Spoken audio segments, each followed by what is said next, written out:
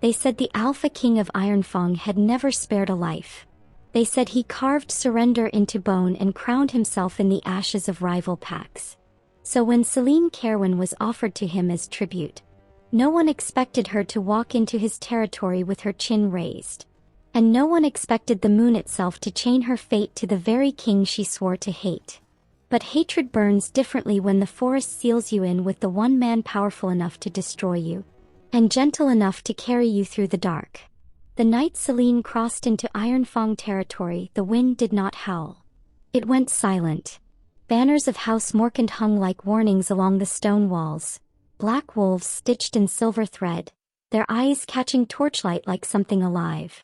Selene did not bow when the gates opened. She did not tremble when the guards surrounded her. And when Draven Morcant stepped forward from the shadows of the courtyard, towering, scarred, crowned not in gold but in command, she met his gaze without flinching. This was the man who crushed her pack in a single winter. The man mothers used to frighten their children into obedience. The cruel Alpha King. He studied her the way warriors study a battlefield. Not with hunger, with calculation. "You volunteered," he said at last. It wasn't a question. Selene lifted her chin higher. "I was not sent to beg." The court waited for him to laugh, to mock her, to remind her she was a hostage standing on conquered ground. They said. Draven Morcant stepped aside and said, "Then stand beside me."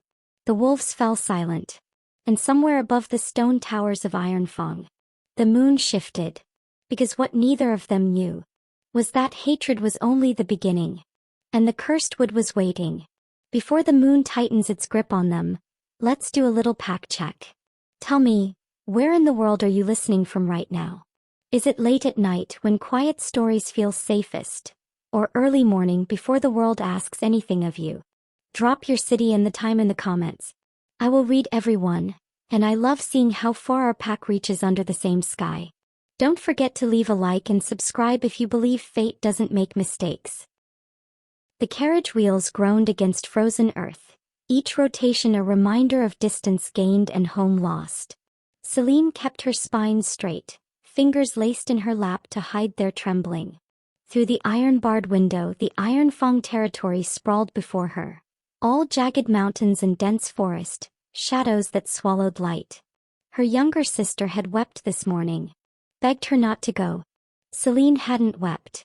She'd braided her hair, laced her boots, and walked out of Silvermere with her chin raised. Because if someone had to become a hostage to the cruel Alpha King, better her than Lyra. Better her than anyone who still believed in mercy. The carriage lurched to a stop. Out. The guard's voice was flat, indifferent. She was cargo now. A political token sealed in blood and ink. Selene stepped down into torchlight. The courtyard of Ironfang stretched vast and cold, stone walls rising like a cage around her. Banners hung from iron poles, black wolves stitched in silver thread, eyes catching firelight as if alive. Watching. Guards encircled her. 30, maybe more. All armed. All silent. Then the crowd parted. He stepped forward from the shadows. Draven Morcant. Selene had heard stories. They called him the King of Ash, the wolf who never smiled. They said he'd torn through Silvermere's defenses in a single winter, that he'd watched prisoners kneel and hadn't blinked once. But stories were abstractions. Warnings whispered in the dark. This was real. He was taller than she'd imagined. Broader. Scars traced his jawline, disappearing beneath the collar of his black coat. His eyes, dark, unreadable, fixed on her with the intensity of a predator assessing prey. She refused to look away. "You volunteered," he said at last. His voice was low, controlled. Not a question. A confirmation. "I did." Silence. The courtyard held its breath.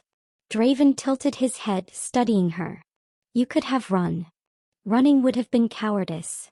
Something flickered across his face, too quick to name. Surprise. Respect? It vanished before she could be sure. "You hate me," he said. Selene lifted her chin higher. "Yes." The court murmured. Gasps rippled through the crowd like wind through tall grass. No one spoke to the Alpha King this way. No one. Draven didn't smile. didn't flinch. He simply watched her with those unreadable eyes as if seeing something no one else could. Then he stepped aside. "Then stand beside me," he said quietly. The court fell utterly silent. Selene's heart slammed against her ribs. This wasn't protocol. Hostages were imprisoned, guarded, hidden away like shameful secrets. They were never invited to stand at the Alpha's side.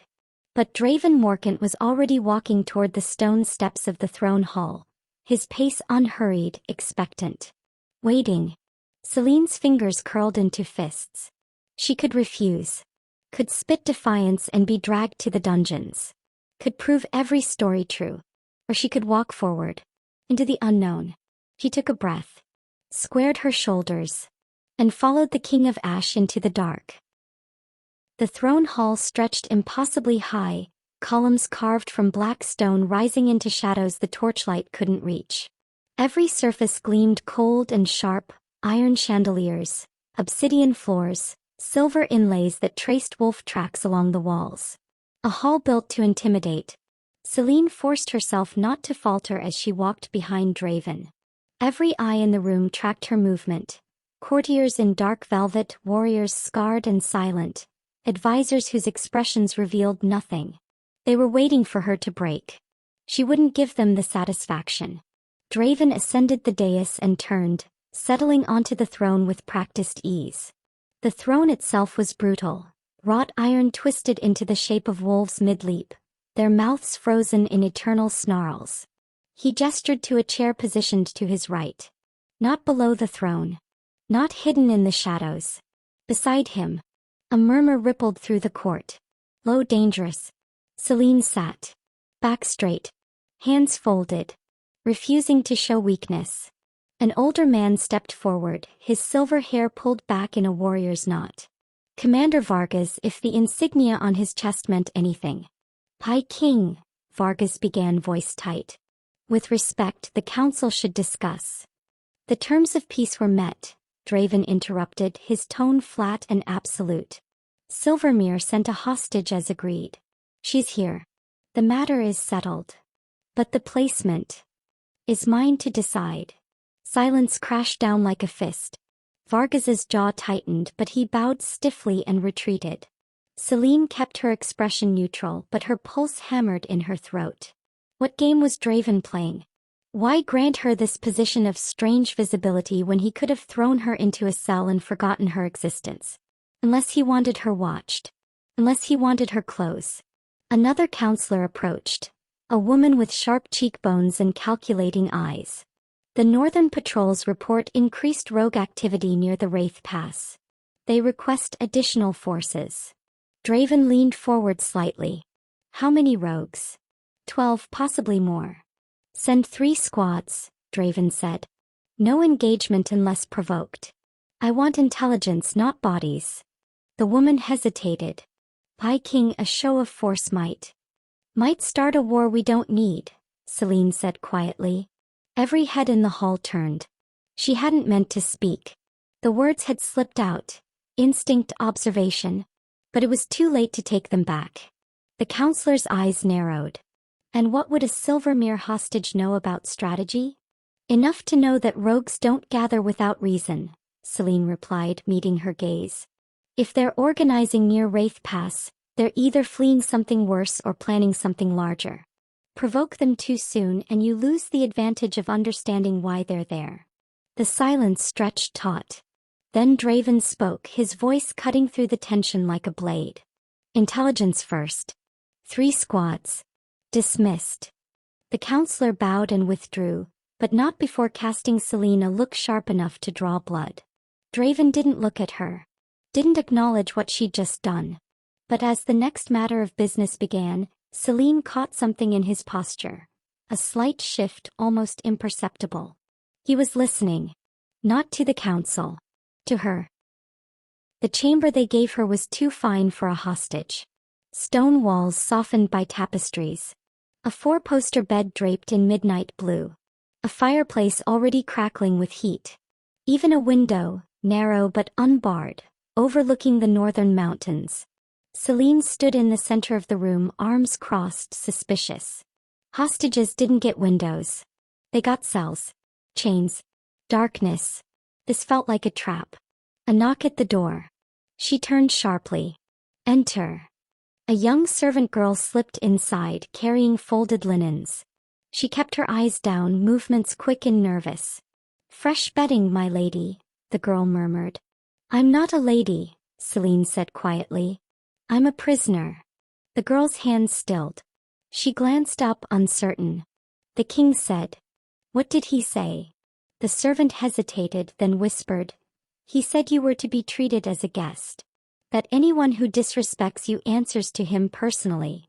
Selene's breath caught. But why would the cruel Alpha King protect her reputation? Why seat her beside him? Why give her a voice in his council? Nothing about this made sense. Leave the linens, Selene said finally. Thank you. The girl set them down and fled. Alone again, Selene moved to the window. The moon hung low over the mountains, casting silver light across the jagged peaks. Somewhere beyond those ridges lay Silvermere. Home. She pressed her palm against the cold glass. I'm still here, Lyra. I'm still fighting. Another knock. Selene spun around. I said. The door opened. Draven Morcant stepped inside. Her heart slammed against her ribs.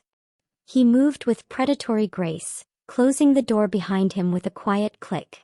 No guards. No witnesses. Just the two of them. You spoke out of turn today, he said. Selene lifted her chin. You agreed with me. That's not the point. Then what is? He crossed the room slowly, stopping a few feet from her. Close enough that she could see the faint scar cutting through his left eyebrow. Close enough to feel the weight of his presence. You made yourself a target, Draven said quietly. The council will see you as a threat now. I was already a threat. I'm Silvermere's daughter. You're the Beta's daughter, he corrected. Not royalty. Not a warrior. They expected you to be silent. Obedient. Forgettable. Then they don't know me. Something flickered in his eyes. Almost like approval. No, he said softly. They don't. Silence stretched between them, charged and electric. Selene forced herself to hold his gaze. Why are you here? To warn you. About what? The court, Draven said. They'll test you. Push boundaries. Try to break you, so I have no choice but to remove you. And if I don't break? He studied her for a long moment, expression unreadable. Then you'll survive, he said finally.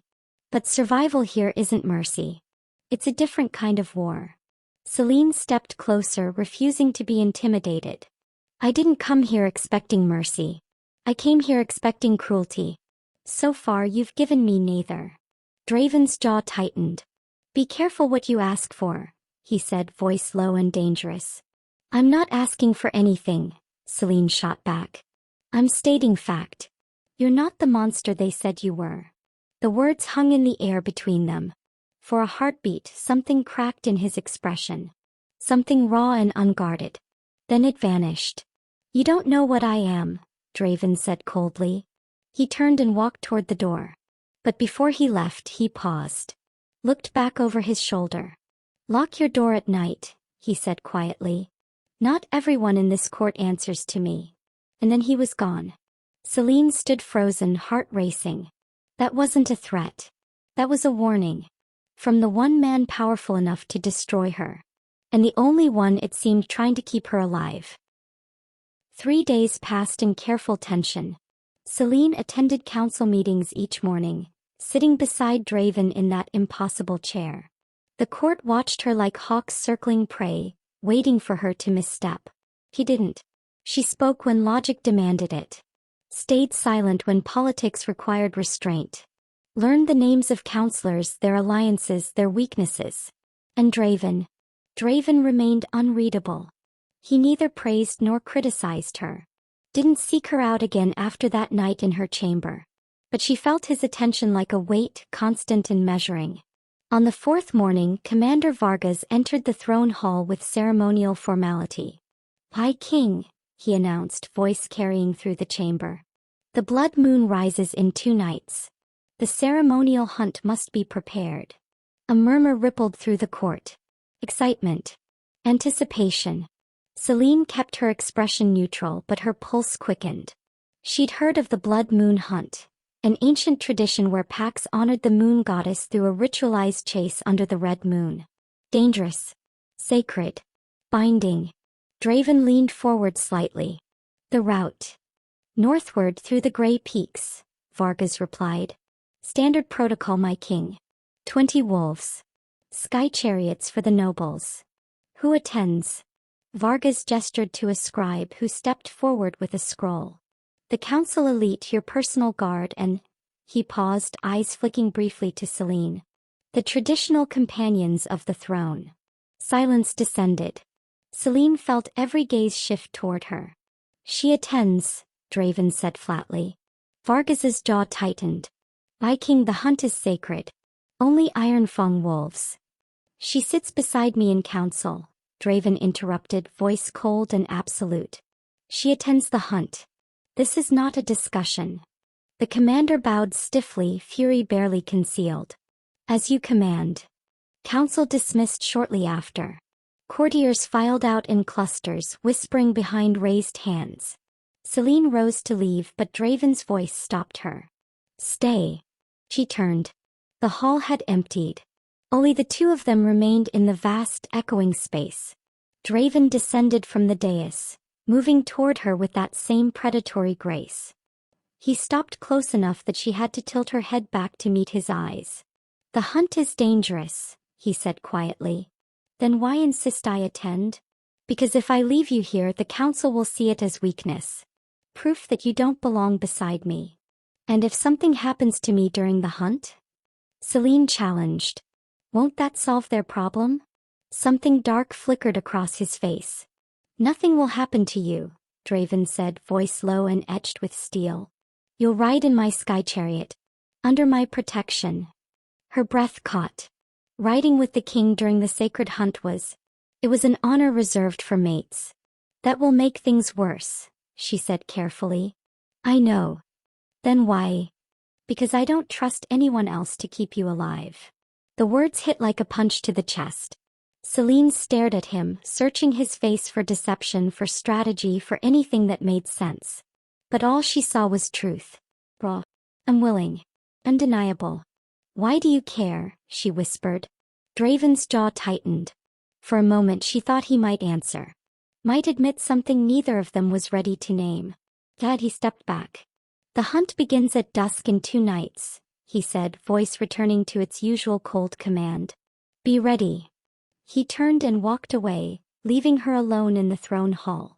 Selene pressed a hand to her chest, where her heart hammered wildly. Something was shifting between them. Something dangerous. And when the blood moon rose, she suspected everything would change. The blood moon hung crimson in the sky, casting everything in rust and shadow. Selene gripped the edge of the sky chariot as it soared over the gray peaks, wind tearing at her hair. The vessel was elegant, carved wood reinforced with iron, enchanted to glide through air as smoothly as water. Draven stood at the helm, hands steady on the controls, his silhouette sharp against the red moonlight. 2 guards flanked them, silent and watchful. Below, wolves ran in formation, 20 strong, their howls echoing through the mountains. The hunt had begun. Selene should have felt fear. Instead she felt alive. Beautiful, isn't it? Draven said without looking back. She moved closer to the railing. I've never seen the moon this color. It only happens once every 10 years. The moon goddess revealing her true face. Does she approve of what she sees? Selene asked quietly. Draven glanced at her then, something unreadable in his eyes. That depends on who's looking. Before she could respond, the chariot lurched violently. Selene stumbled, catching herself on the railing. One of the guards shouted something, cut off by a wet, choking sound. He spun around. The guard collapsed, blood pooling beneath him. The second guard drew his blade, but too late. An arrow pierced his throat. Down. Draven roared, yanking Selene behind him. Another arrow whistled past, splintering the wooden rail. The chariot shuddered, tilting dangerously. Sabotage. Draven snarled, eyes scanning the darkness. The enchantment's failing.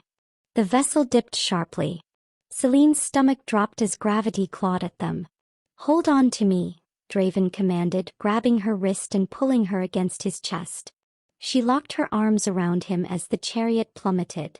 Wind screamed. Trees rushed up to meet them. Draven twisted mid-fall, positioning his body beneath hers. Pain exploded through her shoulder. Wood shattered. Branches snapped. They tumbled through undergrowth, momentum finally slamming them into the forest floor. Silence. Selene gasped for air, vision swimming. Her body screamed in protest, but nothing felt broken. She was tangled with Draven, his arms still locked around her. Are you hurt? His voice was rough, urgent. I don't think so. He pulled back slightly, scanning her face, her body, checking for injuries with clinical precision. Blood streaked his temple. His coat was torn. You're bleeding, Selene said, reaching for his head. He caught her wrist gently. It's nothing. Draven. We need to move. He stood, pulling her up with him. Now. Selene looked around. The forest pressed in on all sides. Twisted trees with black bark, branches reaching like skeletal fingers. Mist coiled between the trunks, thick and unnatural. Where are we? She whispered. Draven's jaw tightened. The cursed wood. Her blood went cold. The cursed wood. The forest that severed pack bonds. That amplified the moon's pull. That revealed truths better left buried. Can you shift? She asked. Draven closed his eyes, concentrating. A ripple of energy, then nothing. He opened his eyes, frustration darkening his features. No, he said flatly. The forest won't allow it. They were trapped. Alone. Powerless. And somewhere in the darkness, whoever had sabotaged them was still out there. Draven drew a blade from his belt, silver glinting in the red moonlight filtering through the canopy. Stay close, he said, voice low and deadly. Whatever happens, stay close to me. Selene nodded, her heart pounding. They moved deeper into the forest. And the cursed wood closed in behind them like a hungry mouth. Hours passed. Or maybe minutes. Time felt warped in the cursed wood. Selene's legs burned. Her shoulder throbbed where she'd hit the ground. But she didn't complain. Draven moved ahead of her, blade ready, scanning for threats in the oppressive darkness. The forest was silent. No birds. No insects. Just the crunch of dead leaves beneath their feet and the weight of something watching. There, Draven said finally, pointing to a cluster of massive boulders forming a natural alcove. We stop here. We should keep moving, Selene protested. Find a way out. Not at night. His voice was firm. The forest is more dangerous after dark. We need shelter. Fire. He was right. Already, cold seeped through her clothing and exhaustion dragged at her bones. They worked in tense silence. Draven gathered fallen branches while Selene cleared the ground. He sparked a fire with flint from his belt, small but enough to push back the darkness. Selene sank down near the flames, finally letting herself feel the weight of what had happened. Someone had tried to kill them, and succeeded in trapping them here. Draven sat across from her, cleaning blood from the cut on his temple with torn fabric. The firelight carved shadows across his face, making him look harder. More dangerous. But his hands were gentle as he worked. Who did this? Selene asked quietly.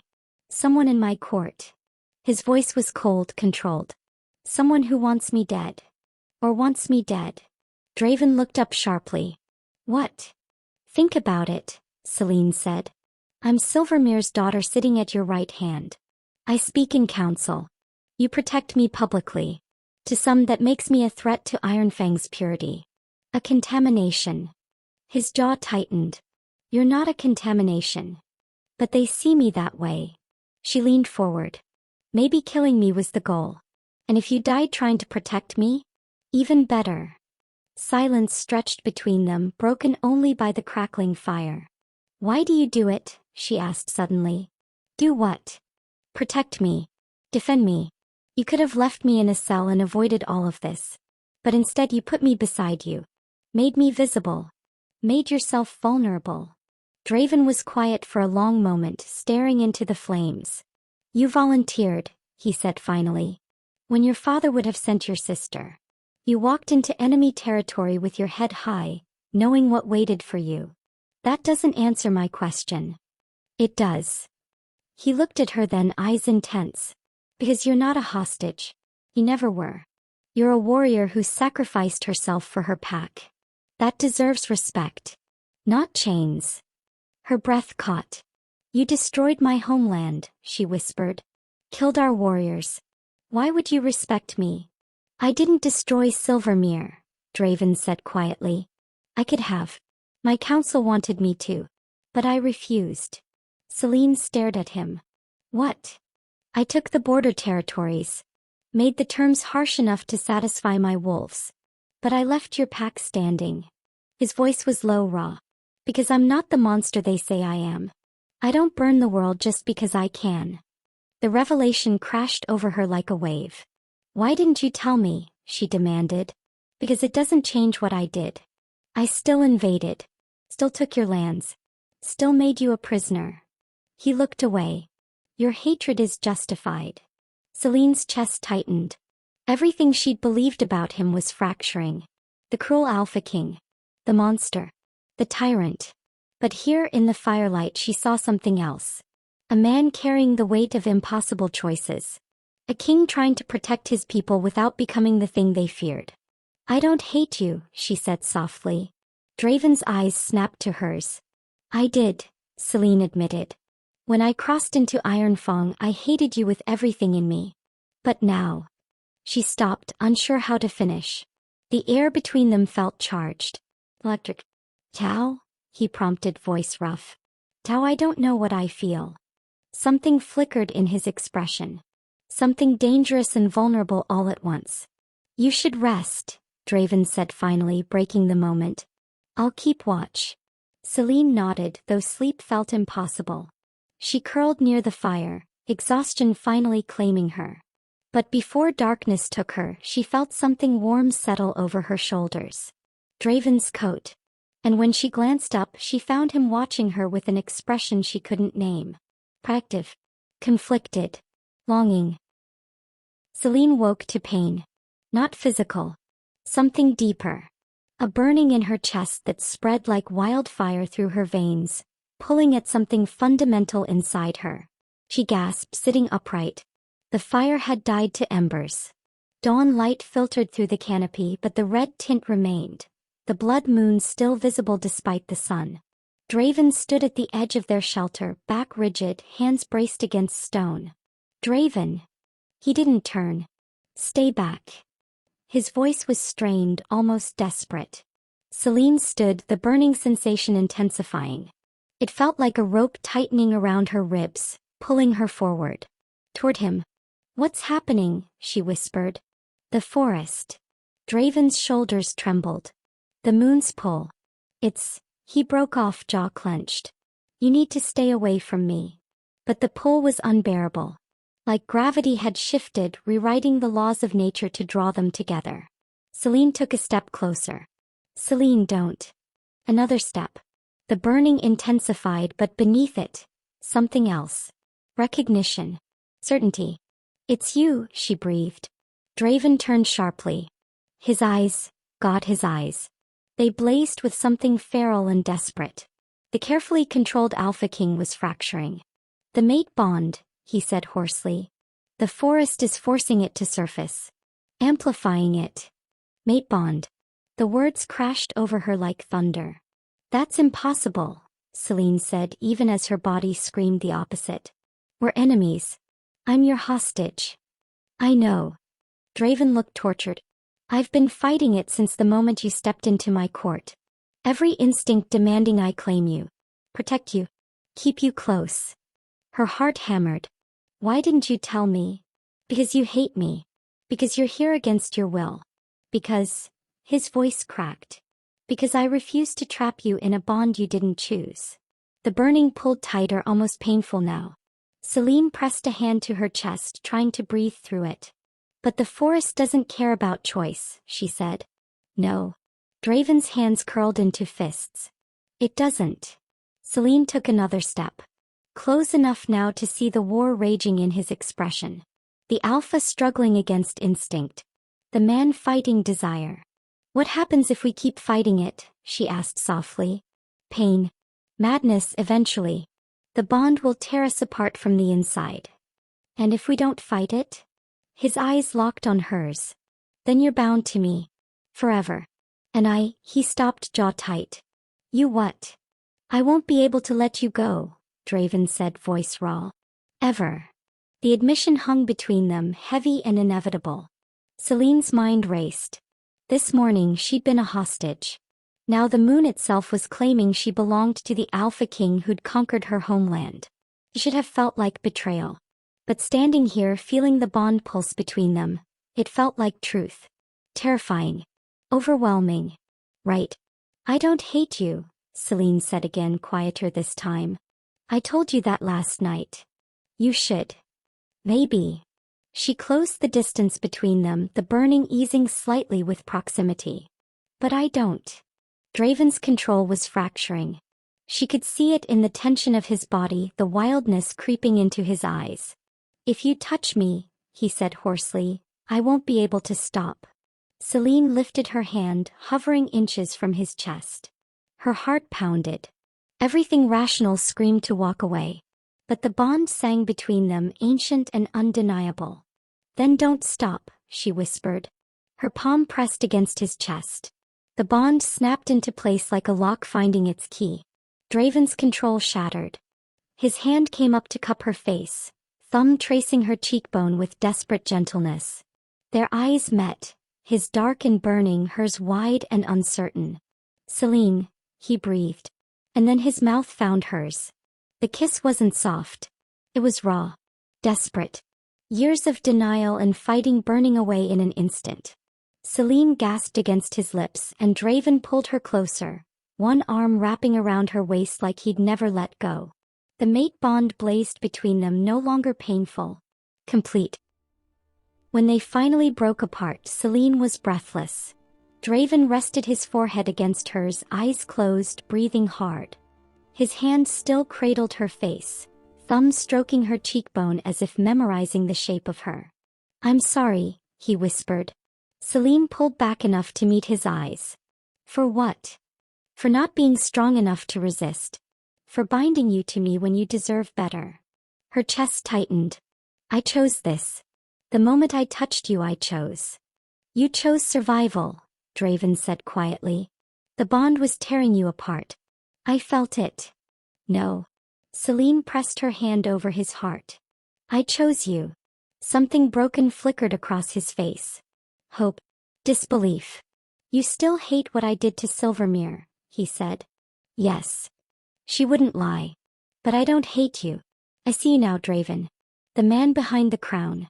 The king who spared my pack when he didn't have to. The wolf who protected me when he could have thrown me away. His jaw tightened. I'm not a good man. Maybe not. She smiled faintly. But you're mine. The word hung between them. My. Draven's eyes darkened. He pulled her close again, burying his face in her hair. I've wanted this since the moment you stepped into my court, he confessed, voice rough. I thought I was losing my mind. Every council meeting watching you sit beside me. Every time you challenged me. Every time you refused to break. Selene's breath hitched. Why didn't you say anything? Because you were my hostage. Because the bond felt like another cage. He pulled back, cupping her face with both hands. I wanted you to have a choice. Even if it meant watching you walk away. Her throat tightened. I'm not walking away. Not yet, he said quietly. But when we leave this forest, when reality returns, you might change your mind. I won't. You don't know that. I do. She reached up, tracing the scar through his eyebrow. Because the bond didn't make me see you differently. It just made me stop lying to myself about what I already felt. Draven closed his eyes, leaning into her touch like a man starved for gentleness. We need to keep moving, he said finally, though he didn't pull away. Find a way out before nightfall. I know. but neither of them moved. The forest pressed in around them, mist coiling through the trees. Distant sounds echoed, rustling whispers, things they couldn't name. "When we return," Selene said quietly, "the court will know. They'll see the bond." Draven's voice was grim. "It's visible now. Undeniable. Will they accept it? Some will. Others." He stopped. "Others will see it as weakness. Proof that I've been compromised by the enemy. Then we fight them together." Draven looked at her, something fierce and protective blazing in his eyes. "You're not fighting alone anymore. Whatever comes, we face it as one." "As mates," Selene said. "As mates," he agreed. A sound shattered the moment. Branches snapping, too close, too deliberate. Draven spun, blade already in hand, positioning himself between Selene and the threat. Figures emerged from the mist. 3 of them. Ironfang wolves, but their eyes were wrong, glazed, unfocused. Corrupted by the forest. "Don't look directly at them," Draven said quietly. "The cursed wood gets inside their heads. Makes them see enemies everywhere." The lead wolf snarled, lips pulled back over yellowed fangs. "I said stay close," Draven murmured. Selene pressed against his back. "I'm not going anywhere." The wolves attacked. Draven moved like water. Fast, precise, brutal. His blade flashed silver in the red-tinted light. One wolf fell. Then another. The third lunged past him, teeth bared, heading straight for Selene. She grabbed a fallen branch and swung hard. The wolf yelped, stumbling. Draven was there in an instant, finishing it with a single strike. Silence returned. Draven turned to her, breathing hard, eyes wild. "Are you hurt?" "No." Selene dropped the branch, adrenaline still singing through her veins. "Are you?" He pulled her into his arms, holding her tight. "We need to move. Now." They ran. Together. Bound by something stronger than chains. They found the wreckage an hour later. Pieces of their sky chariot scattered across a clearing, wood splintered and charred.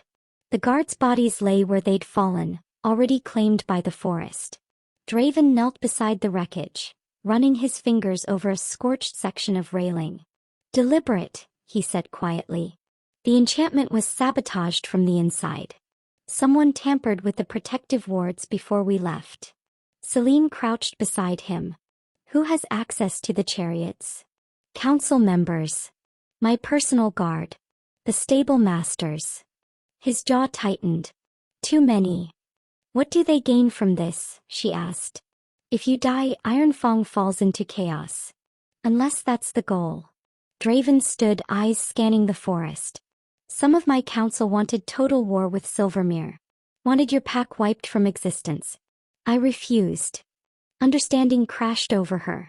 "So they eliminate you and blame me. Spark the war you prevented. And if we both die in the cursed wood?" Draven's voice was cold. "Even better. No witnesses. No bond to complicate things." Selene's hands curled into fists. "When we get back." "When we get back," Draven said, turning to face her, "we expose them. Together." Movement in the trees. They both tensed, but the figure that emerged wasn't corrupted. It was a young Ironfang scout, bloodied and limping. "Pai King."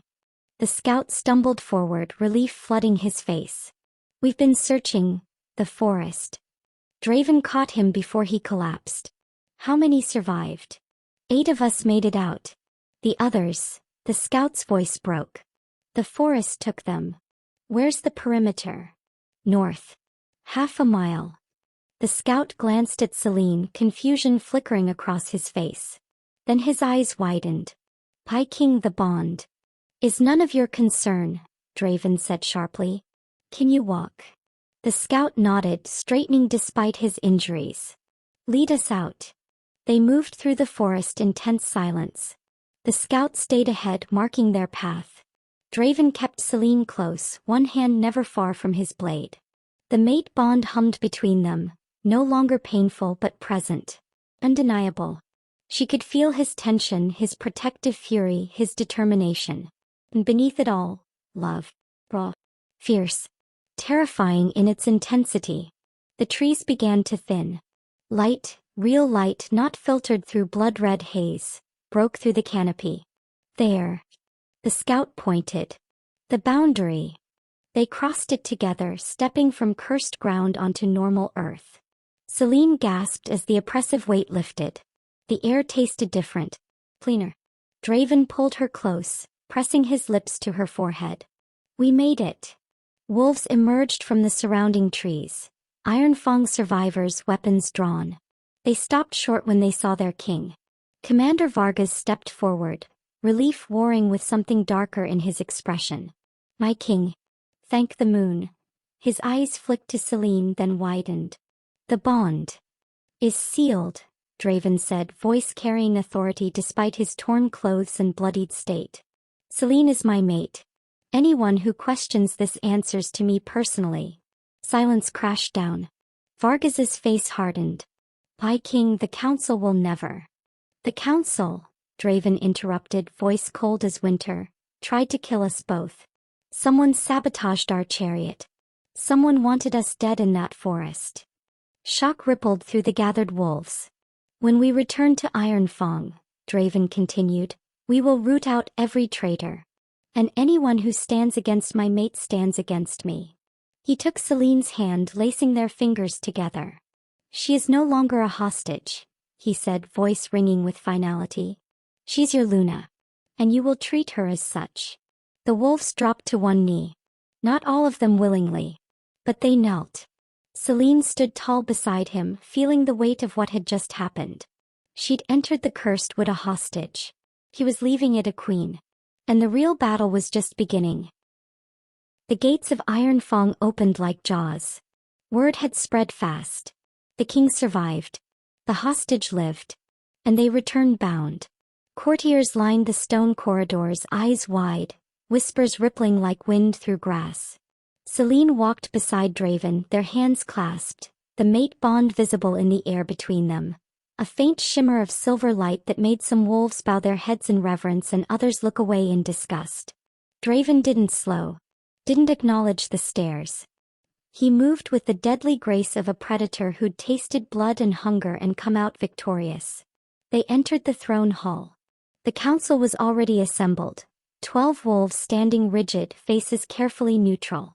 But Selene could feel the tension crackling through the room. Fear. Anger. Calculation.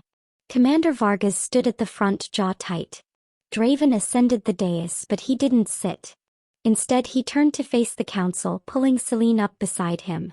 Equal. High King, Vargas began, voice strained. We must discuss. No. Draven's voice cut through the hall like a blade. You will listen. Silence fell, absolute and suffocating. Someone in this court, Draven said, eyes scanning each face, sabotaged the ceremonial hunt. Tampered with the protective wards. Tried to murder their king and his mate in the cursed wood. Gasps. Denials. Shocked murmurs. Lies. One counselor spat. A thin woman with silver streaks in her black hair. The silver mirror which has poisoned your mind. Draven's hand shot up, silencing her. Careful. Insult my mate again and you won't live to see sunrise. The threat hung heavy in the air. The bond is sealed, Draven continued. The moon chose her. And I claim her. Selene Caerwyn is no longer a hostage. She is Luna of Ironfang. My equal. My mate. The council will never accept this, Vargas said, voice low and dangerous. She is the enemy's daughter. To make her Luna is to spit on every wolf who died in the border wars. Then perhaps, Selene said, stepping forward, those wolves died because this council wanted war more than peace. Every eye turned to her. Draven could have destroyed Silvermere, she continued, voice steady. Burned it to ash. But he didn't. He showed mercy. Made terms that allowed both packs to survive. And you, she looked directly at Vargas. You wanted total annihilation. Wanted to break the treaty. So you tried to kill us both and spark the war he prevented. Vargas's face darkened. You have no proof. Don't I? Selene tilted her head. Who has access to the sky chariots? Who oversees the ceremonial hunts? Who benefits most if the king dies and chaos erupts? Tension crackled through the room. This is absurd, Vargas snarled. I have served Ironfang for 30 years. And now you serve yourself. Draven descended the dais slowly, each step deliberate. You wanted war. Wanted expansion. Wanted power. And when I refused, you tried to take it. Vargas drew his blade. Guards moved instantly, surrounding him. But Draven held up a hand, stopping them. You want to challenge me? Draven asked quietly. Then do it properly. Right here. Right now. Vargas's eyes blazed with fury and desperation. You've grown weak. Soft. The mate bond has made you. Draven moved. Faster than thought. His blade flashed silver. Vargas barely had time to raise his weapon before Draven disarmed him with a single strike. The commander's sword clattered to the floor. Draven's blade pressed against Vargas's throat. I am not weak, Draven said, voice cold as death. I am bound. And that makes me stronger than you will ever understand. He looked at the assembled council. Anyone else? He asked. Silence. One by one the counselors dropped to one knee. Draven lowered his blade. Take him to the dungeons. He will stand trial for treason. Guards dragged Vargas away, his protests echoing through the hall. Draven turned back to the dais, extending his hand to Selene. He took it. Together they ascended. Draven sat on the throne. But this time he pulled Selene down beside him, not on a separate chair. With him. On the throne itself. She is no longer my hostage, Draven said, voice carrying through the hall. She stands beside me. Rules beside me. And the moon itself blessed this union. He looked at Selene, something fierce and tender burning in his eyes. All hail Luna Selene, he said quietly. The court echoed his words, some voices strong, others reluctant. But they echoed nonetheless. And Selene, the girl who'd volunteered to be a hostage, sat beside the King of Ash. Not as prisoner. As queen. The trial took place at dawn, 3 days after their return. The entire pack assembled in the great courtyard, warriors, servants, nobles. All of Ironfang came to witness judgment. Selene stood on the raised platform beside Draven, wearing the formal robes of Luna, midnight blue embroidered with silver wolves. The weight of the garment matched the weight of every eye upon her. Vargas knelt in chains before them, flanked by 2 other conspirators who'd confessed under questioning. His face was battered but defiant. Commander Vargas, Draven's voice carried across the courtyard, cold and absolute. You stand accused of treason. Sabotage. Attempted regicide. How do you plead? Vargas lifted his head. I plead guilty to protecting Ironfang from weakness. Murmurs rippled through the crowd. You call mercy weakness? Selene asked, stepping forward. You call peace with Silvermere betrayal? I call it the beginning of the end, Vargas spat. Our king grew soft. Refused to finish what we started. Made treaties with defeated enemies instead of burning them to ash. And when he refused to give you the war you wanted, Selene said quietly, you tried to kill him. Tried to kill me. To restart the conflict he ended. The pack deserves conquest, not compromise, Vargas snarled. Draven Morcant was once a true alpha. Now he's a fool who chose love over power. Draven descended from the platform slowly, each step deliberate. He stopped directly in front of Vargas. You're right, he said quietly. I chose love. He turned to face the assembled pack. For years I ruled through fear. Through strife. Through blood. I conquered because conquest was expected. I destroyed because destruction proved power. His voice carried across the courtyard, raw and honest. But the cursed wood showed me something I'd forgotten. Strength isn't just the ability to destroy. It's the choice not to. He looked at Selene, something fierce and tender in his eyes. The moon bound me to a woman who volunteered to be my prisoner to save her sister. Who challenged me in my own court. Who fought beside me when she had every reason to let me die. He turned back to the crowd. That is strength. Not weakness. And anyone who can't see the difference has no place in my court. Silence stretched across the courtyard. Then a voice rang out from the crowd. All hail the Luna. Another voice joined. Then another. All hail Luna Selene. The chant built like thunder rolling through the assembled wolves. Not all of them. Some faces remained hard, skeptical. But enough. Enough to matter. Draven looked down at Vargas. The sentence for treason is death. But I offer you exile instead. Leave Ironfang. Never return. Live with the knowledge that mercy is not weakness. Vargas's face twisted with rage. I would rather die than accept charity from a traitor king and his enemy bride. Then die, Draven said coldly. His blade flashed once. Pling. Swift. Final. Vargas collapsed. The other two conspirators bowed their heads, accepting exile without protest. Draven cleaned his blade and returned to the platform. He took Selene's hand, facing the crowd together. The war is over, he declared. No more conquest. No more needless bloodshed. We build now. We strengthen what we have. And anyone who threatens that peace, threatens my mate, will answer to me personally. The pack roared its approval. Later, when the courtyard had emptied and they stood alone on the platform, Selene turned to Draven. You gave him a choice, she said quietly. Even after everything. I learned from the best. Draven pulled her close, resting his forehead against hers.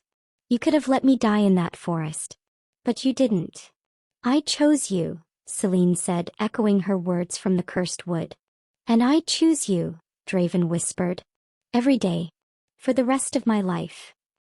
He kissed her then, soft and reverent, as the morning sun broke over the mountains. The cruel Alpha King and the hostage who refused to break. Bound by the moon. Chosen by each other. Finally. Home. 6 months later.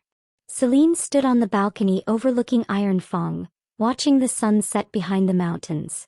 The sky burned gold and crimson, painting the stone walls in fire. So much had changed. Trade routes had opened between Ironfang and Silvermere. Her father had visited last month, wary at first, but softening when he saw her standing beside Draven as an equal. Her sister Lyra had written letters, each one filled with questions and wonder. The court had shifted too. Some wolves still looked at her with suspicion, but most had accepted their Luna. She'd proven herself in council, in strategy, in the quiet moments when Draven needed someone who understood both strength and mercy. Arms wrapped around her waist from behind. You're thinking too loudly, Draven murmured against her ear. Selene leaned back into him, feeling the mate bond hum contentedly between them. Just remembering. The night you arrived? The night I stopped being your hostage. Draven turned her to face him, hands cupping her face with the same gentleness he'd shown that first time in the cursed wood. You were never my hostage, he said softly. Even when I told myself you were. Even when I tried to keep distance. The moon knew better. The moon has good taste, Selene teased. His eyes darkened with heat and affection. She does. He kissed her slowly, thoroughly, the way he did when they had time and privacy and nothing demanding their attention. When they pulled apart, the moon was rising, full and silver, no longer tinted red. Do you ever regret it? Draven asked quietly. Everything you gave up? Your pack, your home, your freedom. Selene looked at him. This man who'd been called cruel, who'd conquered her homeland, who'd fought his own nature to give her choice. I didn't give up my freedom, she said. I chose differently. I chose you. And I choose you, Draven whispered, pressing his forehead to hers. Every day. The mate bond flared between them, warm and golden and permanent. The council wants to hold a formal coronation, Selene said. Make it official. You're already Luna. The moon crowned you in the cursed wood. I know. But ceremony matters to them. To the pack. Draven considered this, then nodded. Then we'll give them a coronation. A celebration. A reminder that strength and mercy can coexist. Selene smiled. When did you become so diplomatic? When I bound myself to the smartest woman in 2 kingdoms. She laughed, and the sound echoed across the balcony, light and free. Below them, Ironfang stretched vast and powerful. No longer just a fortress. A home. I love you, Draven said suddenly, fiercely. I don't say it enough. Selene's breath caught. He'd shown her love in 1,000 ways. Protection, trust, partnership. But the words still hit like lightning. I love you too, she whispered. By cruel Alpha King. Not so cruel anymore. No, Selene agreed, reaching up to trace the scar through his eyebrow. Not anymore. The moon rose higher, silver light bathing them both. And if Selene felt the moon goddess watching, pleased, satisfied knowing she didn't mention it. Some truths didn't need words. The hostage had become a queen. The tyrant had learned to love. And the moon, patient, eternal, wise, had known all along. Draven pulled Selene back inside, door closing softly behind them. Tomorrow they would rule. Tonight they were simply two souls. Bound by fate. Chosen by love. And crowned by the moon herself. The moon bound them. But love was a choice. If this story stirred something in you, subscribe to join the pack. And tell me in the comments, was she right to hate him? Or did destiny always belong to them?